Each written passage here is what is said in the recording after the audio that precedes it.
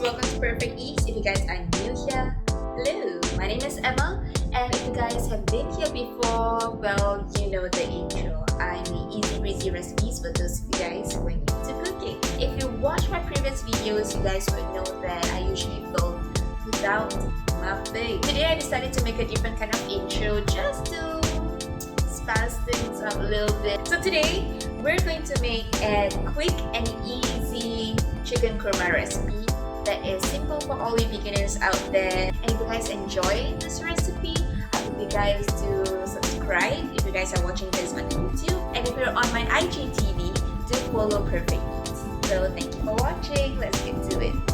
For this recipe, you will need to blend 1 medium-sized onion and an inch of ginger and make it into a paste. Thinly slice 5 shallots and dice 4 cloves of garlic and bruise 1 lemongrass.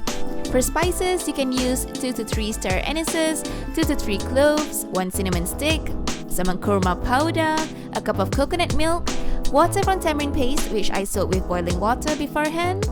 And you can cut your tomatoes and potatoes into large wedges or cubes and prepare your fresh chicken parts.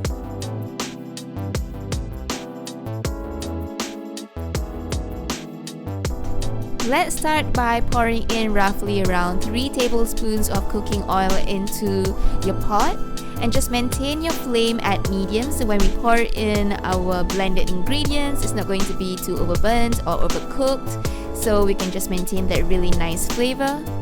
Throw in your shallots as well as your garlic in there as well, and we're gonna toss this until you start to see that your shallot starts to wilt.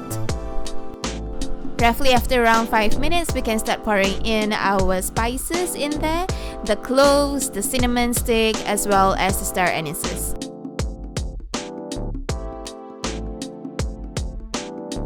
Oh, and you can also throw in your bruised lemongrass in there as well, and give it a good toss, and we're gonna let this simmer for a while more before we start adding in our tamarind water. I just added about a 1/4 cup of tamarind water right there.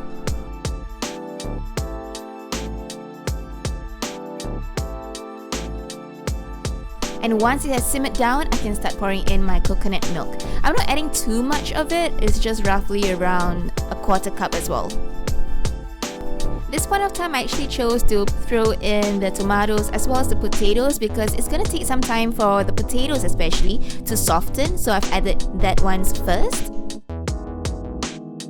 So once I got it into like a low simmer, I start pouring in my korma powder, and what I actually did is I mixed it up with some boiling water and turn it into like a slight paste, and I'm pouring it into the mix just bit by bit.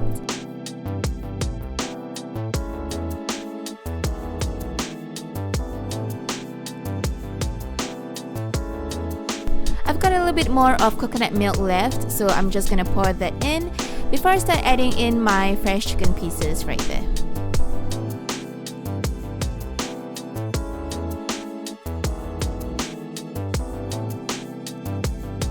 Give a good toss to it, and just be sure you're gentle while you're doing this. You don't want to break up the tomatoes or the potatoes in the process.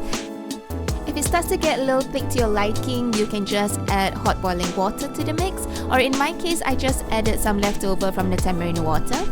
And we're gonna let that simmer for another 5 to 10 more minutes.